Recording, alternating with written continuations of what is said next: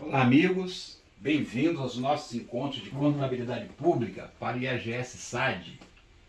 Professor Alves aqui. Vamos vamos chamar de aula 6, tá? Para efeito de identificação lá no YouTube. Vamos chamar de aula 6, que vai tratar da Instrução Normativa 05/2017. Perfeito? Aí, se houver necessidade, a gente vai colocando parte 2, parte 3. Show? Combinado então, vamos lá. Primeira coisa importante é saber que essa instrução normativa, ela dispõe sobre regras e diretrizes do procedimento de contratação de serviços, sob o regime de execução indireta, no âmbito da administração pública federal, direta, autárquica e fundacional. Beleza? Muito bem. E, bom, a gente já sabe, né, que onde é o campo de atuação, onde se aplica, que é justamente aqui na administração federal, direta, autárquica e fundacional, que seria essa ideia aqui, né? Essa ideia. A administração pública direta seria a União, Estado e município, né? Eles vão justamente, essa é a estrutura orgânica, né? Eles vão atender às demandas da coletividade através de ações, serviços, através de, no caso da União, presidente e os ministérios, no caso do Estado, governador e secretarias, Distrito Federal também, governador e secretarias, e município, prefeito e secretarias. Então, esta ação normativa vai tratar justamente da contratação de serviços para essa administração direta. E na indireta, para as autarquias, que são pessoas jurídicas também, direito público, né? Tem personalidade jurídica, e as fundações públicas, que também têm personalidade jurídica. Então, esse é o campo de atuação, né? Isso é onde vai ser aplicada a Instrução Normativa número 5 de 26 de maio. E a gente vai entender que qual a razão de ser dessa instrução normativa. É para esmiuçar, para especificar, para detalhar como fazer, né? O que tem a previsão lá nas licitações, quando a administração pública precisa contratar serviços especiais, serviços comuns, vai fazer uma licitação, ou seja, a demanda da administração pública vai ser atendida através de uma licitação. Seria mais ou menos nessa ideia aqui, ó. Normalmente, no caso de contratação de serviços, vamos usar a modalidade pregão ou concorrência, tá? Concurso, leilão e diálogo competitivo não se aplica. 90% das contratações vai ser na modalidade pregão, tá? Vai ser na modalidade pregão, principalmente pregão eletrônico, beleza? A gente vai ver isso durante a aula de instrução normativa. Então, é isso, a gente precisa entender que é aí que se aplica a instrução normativa. Quando a administração pública precisa contratar, né? Ela tem necessidade de contratar serviços que, por exemplo, não tem ninguém de cargo efetivo que execute, né? Não se pode, a gente vai ver, contratar alguém para um serviço, prestar um serviço. Não pode se contratar uma empresa para prestar serviço à administração pública, para a qual existe um plano de cargo, né? Cargo efetivo. Não pode, a gente vai ver. E essa instrução, ela é nova, né? Nova, entre aspas, 2017, anterior a 2008. Então aí a gente viu que o que mudou, né? Mudou, o que a gente pode ver aí, ó, a gente vai entender daqui a pouco, né? Que a demanda da administração pública, né, não tinha um marco no anterior, agora tem um documento que formaliza a necessidade, né, de algum setor da administração pública tem necessidade de um serviço de limpeza, um serviço de vigilância, um serviço qualquer. Então, ela vai conseguir, agora, a partir de agora, tem um documento de formalização, quer dizer, um marco inicial, antes não tinha. Tá? A equipe, não tinha equipe designada, agora a equipe é obrigatória, né? Tem que ter equipe, tá? Vai ter uma equipe lá, vai ter pessoas para planejar, vai ter pessoas para fiscalizar a execução do contrato, né? E outra coisa importante, que o artefato anterior era termo de referência, que a gente vai ver, né? Projeto básico. Agora nós temos primeiro estudo preliminar, onde se vai ver com detalhes, né, a razão de ser, descrever a solução como um todo, por que aquele serviço é importante, em que ele vai agregar à instituição. Vai haver também o gerenciamento de risco, para saber qual o impacto que pode ter aquela prestação, né, quais os riscos. daquelas ações, daquela contratação. Toda ação tem um risco, né? Então, esse gerenciamento de risco vai ser muito importante. Aqui é o termo de referência, que é o documento que vai detalhar o que é para ser feito, como é para ser feito, de que forma é para ser feito, como medir o que foi feito, né? Ele vai orientar aqui a equipe que vai fiscalizar o serviço, como tem que ocorrer o serviço, tá? No termo de referência. E a interação entre as áreas, né? Ou seja, entre o setor que requisitou e o de licitação, a interação é alta. A interação é alta, como a gente vai ver. Então essa é a novidade. A instituição normativa ela veio para justamente esmiuçar, detalhar, orientar melhor como fazer a contratação, né, de terceirizados, vamos chamar de terceirizados, como fazer a contratação e como acompanhar a execução depois de feita a contratação. Perfeito? Muito bem. Qual o benefício então da instituição normativa? Ela instrumentalizou o planejamento, né? O planejamento agora está muito melhor planejado. Planejamento a gente sabe que é obrigatório, é indicativo para a administração privada e é obrigatório na administração pública, né? Então ela instrumentalizou melhor. Ela atualizou os índices de produtividade, serviço de limpeza. Ela propôs o pagamento pelo fato gerador. O que é isso? A gente vai ver que é uma forma de que quando se contrata com alguns serviços que tem mão de obra com dedicação exclusiva, as pessoas ficam lá na administração pública trabalhando, então é necessário que você tenha algum cuidado, como por exemplo, o fato gerador aqui das 13º, férias, enfim. Antes só havia, a gente vai ver daqui a pouco o conceito de depósito em conta vinculada. A administração depositava valores em uma conta vinculada, em nome da contratada, que era justamente para fazer face a esses valores. Agora existe a possibilidade do pagamento pelo fato gerador, ou seja, só pagar quando houver o fato gerador. Tranquilo? A fiscalização do serviço com base em indicadores é um benefício. O modelo de editais, né? Editais para convocar, né? Usado quando vai convocar alguém para participar da licitação, já tem modelos prontos, isso facilita bastante. Esses modelos aqui, ó, assim como contratos também, né? Da AGU. Então fica algo mais formatado, mais padrão, né? Evita que cada órgão faça da sua maneira, fica uma coisa mais correta, mais regular, mais sistêmica. Beleza? Então, e o último artefato padronizado nos procedimentos de contratação. Muita coisa que pode ser padronizado, está padronizado, isso acelera o processo. Beleza? Então, o que se ganhou com isso? Ganhou-se no planejamento, melhor qualificação do objeto, qualifica melhor aquilo que se quer, mitiga-se os riscos, né? Reduz-se custo. Na fase de seleção do fornecedor, o preço é mais competitivo, os serviços têm mais qualidade, o fornecedor tem melhor desempenho. E a gestão do contrato em si, avalia e monitora, né, colaborativamente. Há indicadores de desempenho, que a gente chama de MR. Há também melhoria na alocação de recursos, né, devido à padronização de procedimentos. Tudo são ganhos advindos da Instituição Normativa 05. Isso nos aspectos gerais. Agora a norma em si, né, eu coloquei a estrutura dela aqui, para a gente tentar trabalhar aí, eu não sei em quantos encontros, mas vamos falando até o tempo razoável, né, que a gente não se canse. Ela tem um pouco mais de 70 artigos e a gente dividiu dessa forma, que é como está lá, né, na própria instituição normativa.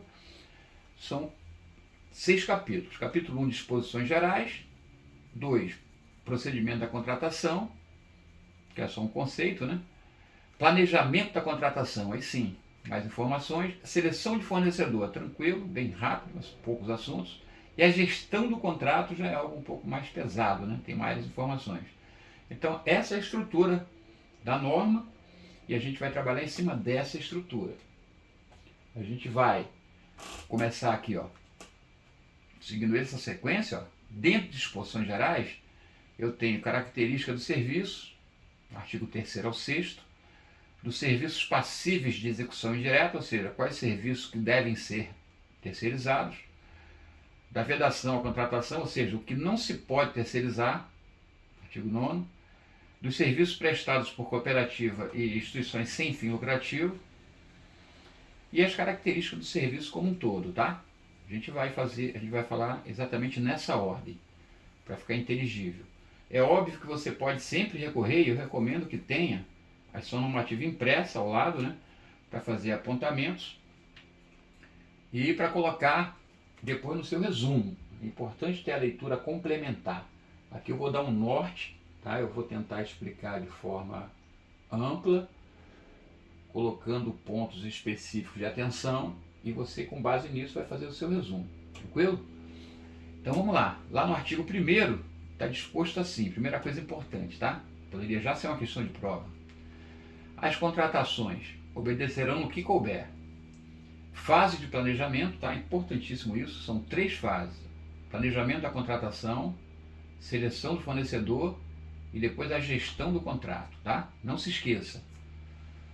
As fases do planejamento, contratação, as fases são planejamento de contratação, seleção de fornecedor e gestão de contrato. Nessa ordem, né? Primeiro eu seleciono, primeiro eu planejo a contratação, depois eu seleciono o fornecedor, depois eu vou fazer a gestão do contrato, tá? Muito bem. Uma observação importante aqui, ó. Cada fase deve conter análise de risco, ou seja, aqui, quando eu estou planejando a contratação, eu vou observar aqui os riscos. Aqui, quando eu estou selecionando o fornecedor também, e principalmente aqui, na gestão do contrato também. Beleza? Vou analisar o risco. O que é risco, Álvaro? Risco é algo que possa acontecer, a gente vai definir, né? Isso é um conceito importante, que está no próximo slide, a gente tem que saber, que a gente tem que identificar a possibilidade de ocorrência, né, que impacte o objeto do serviço, o objeto da contratação. Tem que se fazer um estudo prévio para se identificar e tentar imaginar soluções para mitigar esses problemas que possam surgir, né? Porque risco, sempre há risco, concordo? A gente levanta, começa a viver, já tem risco. Se eu levantar errado, posso cair. Né? Se eu for ao banheiro e errar a porta, eu posso dar com a testa na parede. Há risco em tudo que a gente faz na vida. Na contratação de serviço também há riscos. Então esses riscos têm que ser identificados e mitigados, tá? E quando não tiver jeito de mitigar, a gente vai ter plano B, a gente vai ter ações alternativas, caso o risco ocorra, né? A gente vai ver. Então, recapitulando aqui nesse slide aqui, muito importante, questão 1 da prova. Se eu for contratar serviço, eu vou observar, primeiro, são 3 fases, tá? Planejamento, seleção de fornecedor e gestão do contrato. E cada fase, eu vou considerar analisar o risco, tá? Muito bem. Outra coisa importante que eu vou observar é o critério e prática de sustentabilidade. Isso é comum na administração pública, né? Desenvolvimento sustentável é uma máxima, né? É um macro objetivo de toda a administração pública. E por último, alinhamento com o planejamento estratégico do órgão ou entidade, quando houver, né? Normalmente tem. Todo órgão tem um planejamento estratégico. Então o órgão ou entidade tem um planejamento estratégico, tem que estar alinhado, tá? Beleza? Eu vou ter que alinhar a contratação com esse planejamento. Tem que estar de acordo. Beleza? Então isso aí nós temos o artigo 1º, fala só disso aí, tá? Muito bem. O artigo 2º, ele fala de conceitos, está lá no anexo 1, definições. São vários, eu separei os mais importantes aqui, que eu acho que poderão ser tema de prova, tá? Ele vai falar de atores e situações aqui. A gente vai falar de atores da instituição normativa, ou seja, quem contrata, quem é contratado, quem está envolvido no processo e algumas situações específicas. Primeira coisa importante aqui é a autoridade competente do setor de licitações, tá? Por quê? Porque a licitações é que vai promover, né, o processo para fazer a contratação. Vai definir uma equipe de planejamento, né, vai formalizar isso, a gente vai ver. Então, para fim dessa instrução, ela tem poder de decisão na lei e o regimento interno do órgão, tá? Como responsável pelas licitações, contratos, beleza? Então a gente não vai chamar um nome específico. A legislação chama, essa normativa chama de autoridade competente setor de licitações. Basta pra gente, tá? É um setor do órgão que é responsável pelas licitações. Então vai ter vários poderes e vai ter várias ações que aqui a instituição normativa comanda e a gente vai ficar ligado. Quanto a depósito vinculado, aqui é o que eu falei, ó, quando há contratação de serviços, importante aqui, ó, com dedicação exclusiva de mão de obra, ou seja, os empregados da contratada ficam nas dependências das contratantes da administração pública, então a administração pública meio que fica corresponsável, né, em termos, por exemplo, de obrigações trabalhistas. Notaram a ideia? Então, a conta depósito vinculada, basicamente tem essa ideia. Conta aberta pela administração, em nome da empresa, destinada exclusivamente ao pagamento de férias, 13º, né, salários e verbas decisórias aos trabalhadores da contratada, tá? Ou seja, não é um fundo de reserva, é um depósito de conta vinculada para cumprir esses objetivos. Aí quando eu falei lá atrás que um benefício agora, né, o benefício que houve agora com a ação normativa é a possibilidade também de pagamento pelo fato gerador. Então, ou a administração pública abre uma conta com depósito vinculado, mas tem a opção também de fazer o quê? Pagamento pelo fato gerador. Tranquilo? Beleza. Gerenciamento de risco, que conceito é esse que eu tenho que saber? É o processo de identificar, avaliar, tratar, administrar e controlar potenciais eventos ou situações para fornecer razoável certeza quanto ao alcance dos objetivos. Ou seja, não tem como você neutralizar o risco de jeito nenhum, tá? Risco não tem como se neutralizar. Mas você pode, fazendo um estudo prévio, identificar as possibilidades, avaliar, né? Fazer um tratamento, ou seja, já antever algumas ações que podem mitigar, para você controlar, né? Para você ter uma maior tranquilidade quanto ao alcance do objetivo da organização, que seria que a contratação desse serviço fluísse de maneira tranquila, que reforçasse, que agregasse valor à instituição, esse é o objetivo, né? Porque a instituição precisa do serviço e não tem como realizar por si só, ela tem que contratar terceiros. Então, gerenciar risco é muito importante. E o mapa de risco é o documento que identifica os principais riscos, né? E lá vai ter também as ações para controle, prevenção e mitigação. Então, o mapa de risco é o documento, tá? Que ele materializa, né, todo esse trabalho de gerenciar risco. O gerenciamento de risco, então, é materializado no mapa de risco. Já poderia até ser uma questão de prova, né? Ordem de serviço é o documento utilizado pela administração para solicitação, acompanhamento e controle de tarefas relativas à execução do contrato, especialmente tecnologia da informação. Deverá estabelecer quantidade estimada, prazo, custo da atividade a ser executada, possibilitar a verificação da conformidade do serviço com o solicitado. Ou seja, a ordem de serviço ela vai esmiuçar, né? É um documento que esmiuça o que tem que ser feito, quanto tem que ser feito, quanto tem que ser feito, durante quanto tempo.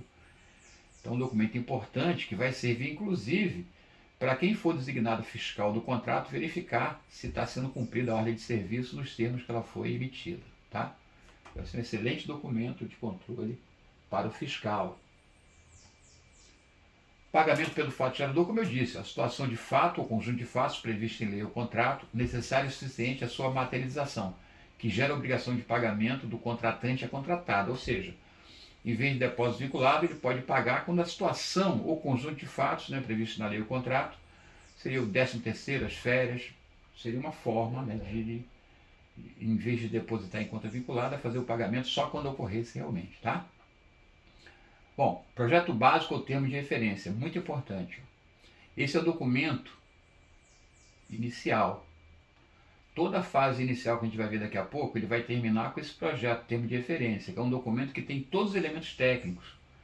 Vai avaliar o custo pela administração com a contratação, o elemento técnico necessário e suficiente, né, o nível de precisão adequado, caracteriza o serviço a ser contratado, orienta a execução, inclusive, né, e a fiscalização também. Está tudo lá programado. O termo de referência tem tudo o que a administração quer, o quanto ela quer, o quando ela quer, como deve ser realizado, em que tempo, em que momento. Tudo está discriminado lá no termo de referência, que é um documento que o fiscal, né, a pessoa da administração pública responsável por fiscalizar, vai ter sempre acesso a esse documento para verificar se tudo está sendo feito conforme lá foi determinado. Beleza?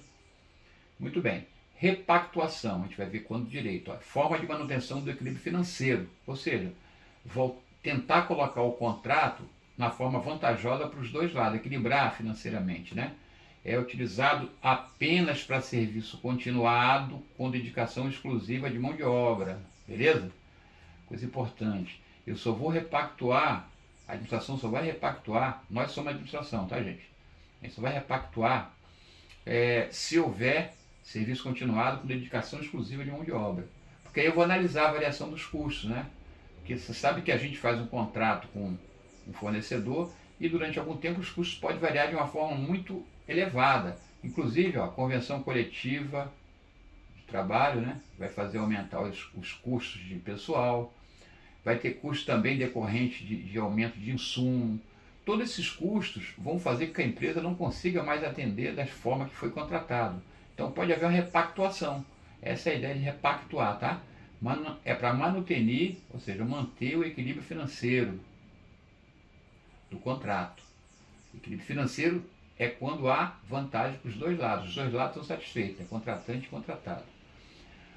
Rotina de execução de serviço, detalhamento de tarefa que deverão ser executadas em determinado intervalo de tempo. É a rotina, né? Só ordem de execução, especificações, duração e frequência. Muito bem. Tarefa executiva, conceito, atividades materiais acessórias, instrumentais ou complementares relacionadas ao assunto que constitui área de competência legal dos órgãos e entidades no cumprimento de sua missão institucional. Ou seja, são atividades materiais que os órgãos têm. Cada um órgão tem uma atividade material, muitas comuns, né?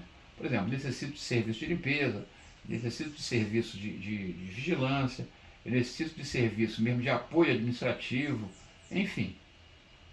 Tarefa executiva são essas atividades, tá? Materiais acessórias. Unidade de medida é um parâmetro de medição para possibilitar a quantificação do serviço e aferir resultado. Por exemplo, unidade de medida de um serviço de limpeza vai ser por metro quadrado, vai ser, enfim, vai se estipular a unidade para se medir, para quantificar um serviço. Isso vai auxiliar justamente na fiscalização da execução do contrato. Tá? Então, esses são os conceitos mais simplesinhos, mas que eu julgo mais importante para a gente começar o nosso estudo da Instrução Normativa 05. E durante a aula, a gente vai falar bastante de um ou outro termo aqui. Tá? Agora, nada impede também que você, no momento de folga, leia as demais. Você vê que são 25, né? 24, acho que são 24 ou 25.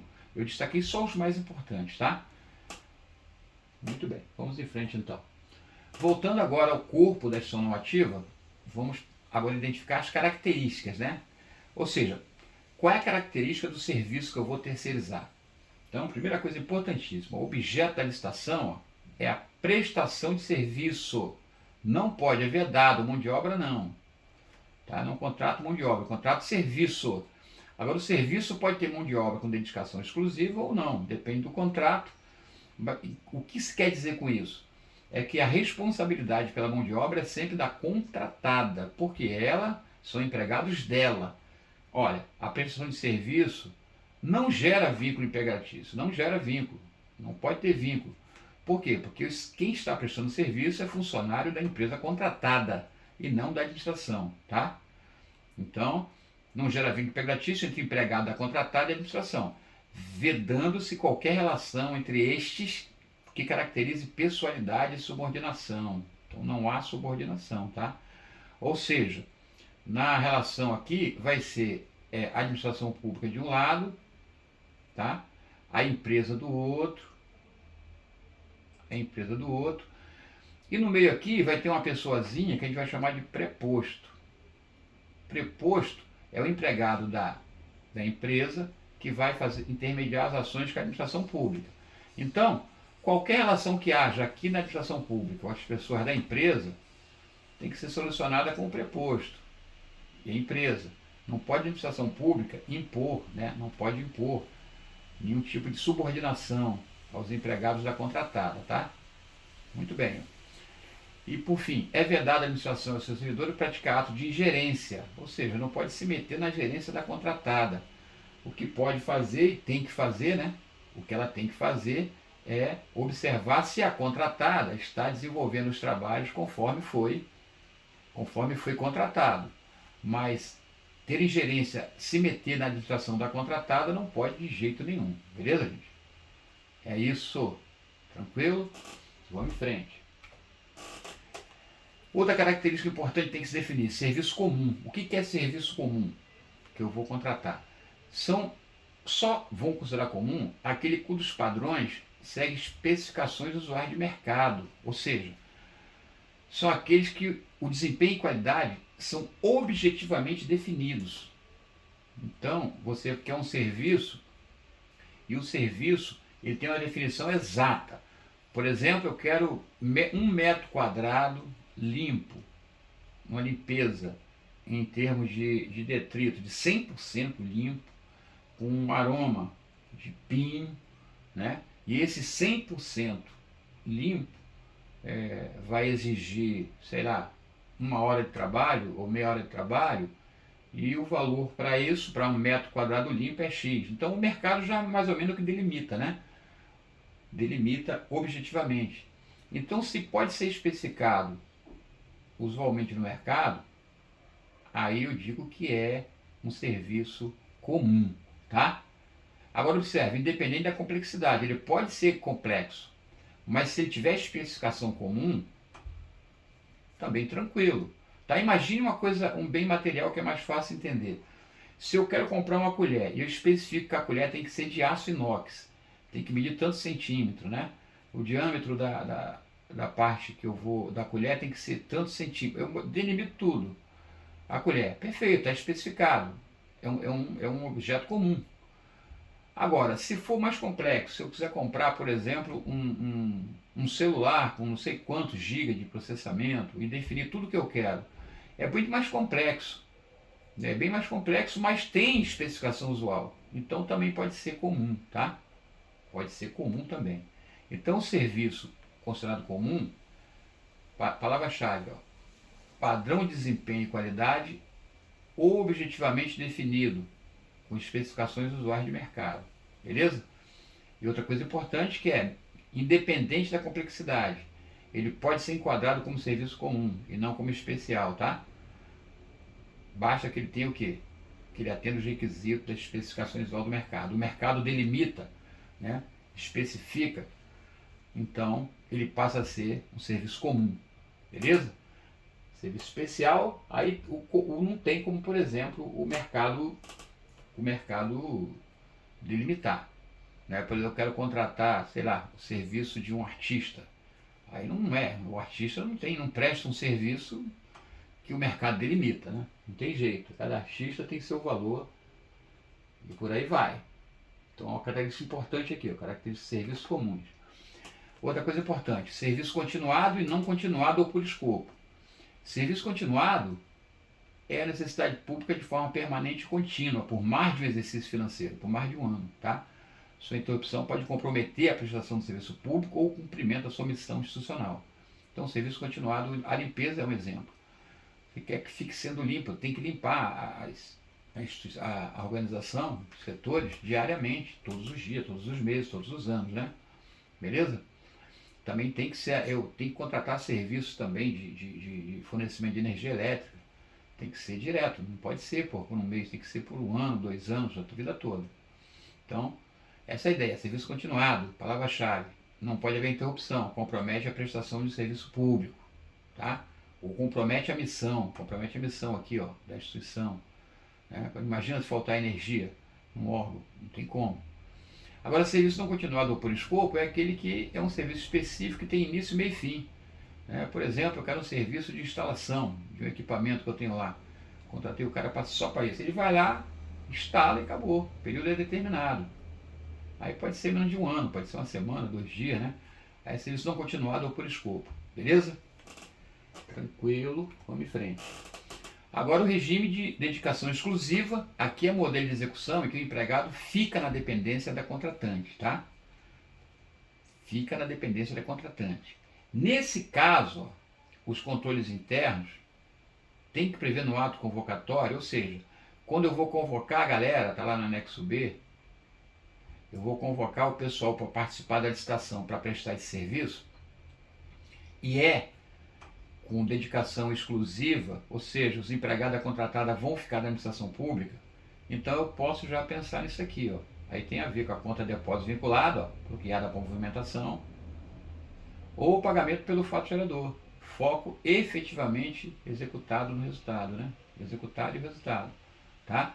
Esses controles internos são inerentes somente para dedicação exclusiva, mão de obra, tá? Porque se não tiver mão de obra, eu não preciso fazer isso aqui, né? Pode ser utilizado como tratamento de risco, ou seja, aqui ó, esse controle interno aqui, esse serviço com dedicação exclusiva de mão de obra, eu vou fazer, eu, administração, vou colocar lá no ato convocatório dizendo que vai ser conta vinculada, sei lá, ou vai ser pelo fato gerador, já defino aqui. Para quê? Para garantir que se a empresa mandar algum funcionário embora e não pagar as verbas trabalhistas, não vai sobrar para mim a administração, não é isso? Por quê? Porque eu já coloquei na depósito da conta vinculada, no nome da empresa, ela tem que pagar, ou eu mesmo pago pelo fato gerador, quando ocorrer, verba rescisória, por exemplo, tá? Então isso é um tipo também, ó, é um tratamento de risco. Porque se eu coloco isso aqui, ó, a administração não corre o risco, né, de responder, né, a uma ação trabalhista desse contratado aí que foi embora da empresa e vai se virar contra a administração? Não, eu estou tranquilo. Por quê? Eu mitiguei esse risco. Eu coloquei lá a possibilidade da conta vinculada ou fato gerador e ele teve seus direitos atendidos, tá? Então isso é regime de dedicação exclusiva de mão de obra. Isso aí, a contratada coloca seus empregados na dependência da contratante, do órgão da entidade pública, tá? Eu acho que eu pulei. Isso, beleza. Agora, a vedação. Não posso contratar, tá? Não posso contratar. Atividades que envolvam decisão ou posicionamento institucional. Claro, eu não posso contratar ninguém para tomar decisão ou se posicionar institucionalmente. Não posso, atividade estratégica para o órgão, também não. Eu não posso contratar ninguém com categoria funcional abrangida pelo plano de cargo. Pô, tem um plano de cargo, então eu não preciso contratar ninguém. Tá? Não posso contratar ninguém para fazer para ter uma função, para ter um serviço que tem alguém fazendo já como carreira. Não pode, tá? Também não pode atividade com poder de polícia, regulação, outorga de serviço público e aplicação de sanção. Que isso aqui é inerente somente a agente público. Então essas funções não podem ser contratadas, não posso contratar ninguém para fazer isso. Beleza? Muito bem. Agora, um detalhe importante. Essa atividade pode ser executada de forma indireta, sendo vedada transferência de responsabilidade para a realização de ato administrativo ou tomada de decisão pelo contratado. Então, ela podem ser executadas de forma direta? Pode, mas não pode haver transferência de responsabilidade. Aqui significa o seguinte, eu posso contratar para auxiliar, como apoio, tá? Então, por exemplo, essa atividade aqui é um servidor público, mas ele pode ser auxiliado também aqui pelo contratado, pela empresa. Pode. A empresa pode me dar funcionários para me ajudar aqui, mas com atividade, mas de forma acessória. Beleza? Não posso transferir responsabilidade para ele, nem realizar atos, nem tomar decisão. Mas ele pode me auxiliar sim. Notaram? Eu não posso contratá-lo para essas atividades, mas posso contratá-los para assessorar nessas atividades, desde que eu não transfira a responsabilidade para ele. Beleza, gente? Importantíssimo isso aí também. Vamos em frente. Agora, se for contratação de sociedade cooperativa e instituição sem fim lucrativo, é só atentar para isso aí. Ó. Se a prestação de serviço for cooperativa, então a autonomia da execução tem que ter, os cooperados têm que executar, tá? A gestão do serviço tem que ser executada de forma compartilhada ou rodízio. Então, coordenação e supervisão da execução do serviço e as de preposto, conforme determina lá o artigo dessa lei que nem existe mais, né? Sendo realizada pelos cooperados de forma alternada ou aleatória. Ou seja, quem vai coordenar, quem vai executar os trabalhos são os próprios cooperados e a coordenação e supervisão vai ser de forma alternada entre eles. Não pode ter um só mandando, tá? O serviço contratado deve ser obrigatoriamente executado pelos cooperados. Não pode haver intermediação ou substituição. Então eu contratei, sei lá, um serviço na cooperativa X. Os próprios cooperados têm que executar o trabalho e a gestão da operação de serviço tem que ser de forma compartilhada ou em rodízio. Ou seja, o preposto, a parte deles, vai ter sempre um alternadamente respondendo pela cooperativa, tá? Tem que ser de forma alternada ou aleatória. Para quê? Para não configurar que tem um dono da cooperativa, senão descaracteriza, tá? Muito bem. Já a instituição sem fim lucrativo, O serviço contratado deve ser executado obrigatoriamente pelos profissionais pertencentes aos quadros funcionais da instituição. Ele não pode subcontratar, não pode, senão não vai caracterizar algum tipo de empreendimento, né? Algum tipo de vantagem financeira. Não será permitida, em observância ao princípio da isonomia, a participação de instituição sem fim lucrativo em processo licitatório destinado à contratação de empresário, de sociedade empresária ou de consórcio de empresa. Não será permitida. Por que não será permitida? Porque não seria igual, né? Se está previsto o processo licitatório para sociedade empresária, se uma sem fim lucrativo participar, óbvio que ela vai ter muito mais vantagens, porque ela é isenta de vários impostos, o custo aqui é muito mais barato, né? Isso aqui é menos custo. Tem menos custo. Isso aqui tem mais custo. Então, se eu quero contratar aqui uma sociedade empresária, não posso permitir que a instituição sem fim lucrativo participe dessa licitação, beleza? Não seria justo, feriria o princípio da isonomia. Ah, então quando é que contrata? Quando o serviço não for exatamente destinado à sociedade empresária. Aí sim, aí pode haver a contratação da instituição sem fim lucrativo, tranquilo? Outra coisa importante é que tanto a cooperativa quanto a instituição sem fim lucrativo, o estatuto e o objeto, o estatuto que as forma, né? E os objetos dela têm que estar de acordo com o objeto contratado. Ou seja, a cooperativa tem para prestar serviço X. É exatamente o objeto que eu estou contratando, serviço X. Não pode ser diferente. Eu contratar uma cooperativa, por exemplo, de fornecimento de leite, e o meu objeto é limpeza. Eu quero limpeza. Ou não, não pode ser. Tem que ser o mesmo objeto. O que está lá no estatuto lá, da instituição sem fim lucrativo ou da cooperativa, tem que ser o mesmo objeto que eu estou contratando. Aí pode participar. Beleza? Muito bem, vamos em frente. Bom, agora, esses foram os aspectos gerais, né? Agora vamos ver do procedimento da contratação, que aqui é só um conceito, tá? Depois a gente vai para o planejamento da contratação, é bem mais longo. Mas o procedimento da contratação tem que seguir o seguinte, como eu disse lá no início, né? 3 fases, ó. Planejamento da contratação, seleção de fornecedor e gestão do contrato. Beleza? Então, não se esqueça. Planejamento da contratação, seleção de fornecedor e gestão do contrato. Então, o nível de detalhamento de cada fase deve considerar análise de risco. Ó. Importante também. Então, aqui no planejamento da contratação, eu vou ter análise de risco. Eu vou ter análise de risco, vou ter análise de risco e vou ter análise de risco. Ou seja, em todas as 3 fases eu vou analisar o risco inerente a cada fase. No planejamento, quais os riscos? Quando seleciona fornecedor, qual o risco? Na gestão do contrato, qual o risco? No planejamento, qual o risco? Eu planejei errado, há o risco de não estar bem detalhado, há o risco de, enfim... Na seleção do fornecedor, qual o risco?